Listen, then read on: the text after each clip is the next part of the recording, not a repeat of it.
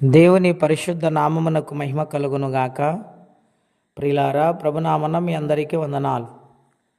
ఈ మహావిశ్రాంతి దినము పునరుత్థాన ఆరాధన ప్రతి ఒక్కరూ కూడా ప్రార్థనాపూర్వకంగా ఆయన సన్నిధిని ఆరాధించాలని ప్రేమతో మనవి చేస్తూ ఉన్నాను. దేవుని వాక్యము ధ్యానందాము. యాకోబు పత్రిక 3వ అధ్యాయము 17వ వచనం. అయితే పైనుండి వచ్చు జ్ఞానము మొట్టమొదట పవిత్రమైనది, తరువాత సమాధానకరమైనది, మృదువైనది, సులభముగా లోబడినది, కనికరముతోనూ మంచి ఫలములతో నిండుకునినది, పక్షపాతమైనను వేషధారణైనను లేనిదియునై ఉన్నది.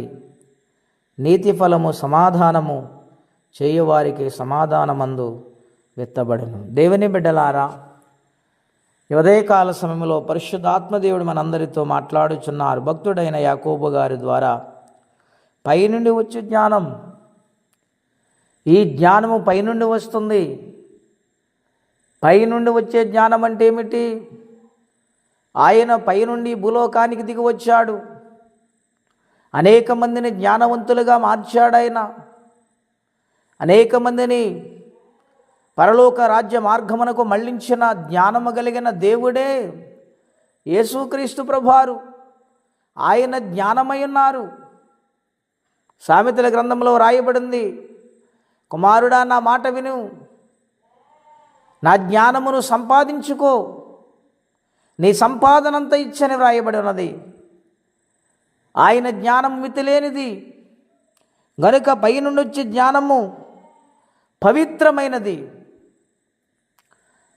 పరిశుద్ధుడైన పవిత్రుడైన ఆయన గురించి భక్తుడైన యాకోబు ఈ విధముగా రాస్తూ ఉన్నాడు. తరువాత సమాధానకరమైనది, మృదువైనది. సమాధానం ఇచ్చేదండి.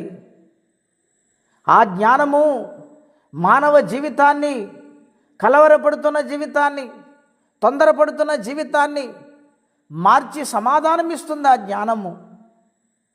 మూడవదిగా మనం చూస్తే ప్రియులారా, లోబడినది, కనికరముతోను మంచి ఫలములతో నిండుకొన్నది. ఆయన జ్ఞానము, ఆయన లోబడ్డాడు తండ్రికి. మనము కూడా ఆయనకు లోబడే బిడ్డలుగా ఉంటే ఆయన కనికరించి మంచి ఫలములతో మనల్ని వృద్ధిలోనికి తీసుకుని వస్తానని వాగ్దానము చేస్తూ ఉన్నారు. అందులో పక్షపాతం ఉండదు, వేషధారణ లేదు.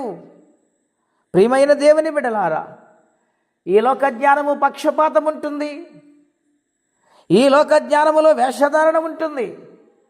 కానీ పైనుండి వచ్చిన ఆ జ్ఞానమును ఏ మాత్రము కూడా పక్షపాతము చూపదు. ఆయన ప్రేమ వెలకట్టలేనిది. మనందరి కోసం ఆయన తన జీవితాన్ని సమర్పించాడు.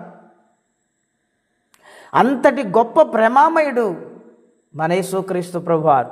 గనుక పైనుండి వచ్చి జ్ఞానాన్ని సంపాదించుకోవడానికి మనము ప్రయాసపడే వారిగా ఉండాలి, లోబడే వారిగా ఉండాలి. సంపూర్ణమైన విధేయత కలిగిన వారు ఉన్నప్పుడు దేవుడు ఖచ్చితంగా జ్ఞానాన్నిచ్చి మనల్ని బలపరిచి దీవిస్తారట్టి కృపా తీర్మానం పరిశుద్ధాత్మదేవుడు మనందరికీ దయచేయనుగాక. ప్రార్థన అండి.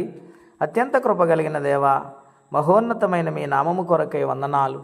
మీ జ్ఞానమును గూర్చి, మీ ప్రేమను గూర్చి, మీ సమాధానమును గూర్చి మాతో మాట్లాడుతూ వచ్చారు. అవును నాయనా, నేను నమ్ముకున్న బిడ్డలను అలా బలపరుస్తావు, కాపాడుతావు, కనికరించి సహాయం చేయి. ఏ పక్షపాతం నీలో లేదు నాయనా. అంత ప్రేమమూర్తివి నీ పాదాలకు వందనాలు. వాక్యం వింటున్న ప్రతి ఒక్కరిని దీవించండి. ఏ సమస్యలు ఉన్నారు, ఏ ఇబ్బందులు ఉన్నారు, వాటి నుండి విడిపించండి, సహాయమును పంపించండి, ఆయుష్ ఆరోగ్యములు దయచేయండి. బిడ్డలు ఎగ్జామ్స్ రాస్తున్నారు, దైవికమైన జ్ఞానము కలగచ్చేయమని నాయన. రక్షణ లేని వారికి రక్షణ, ఆపదలున్న వారికి విడుదల, నెమ్మదిని దయచేసి మహిమ తెచ్చుకోమని యేసు నామములో ప్రార్థించి వేడుచున్నాము తండ్రి.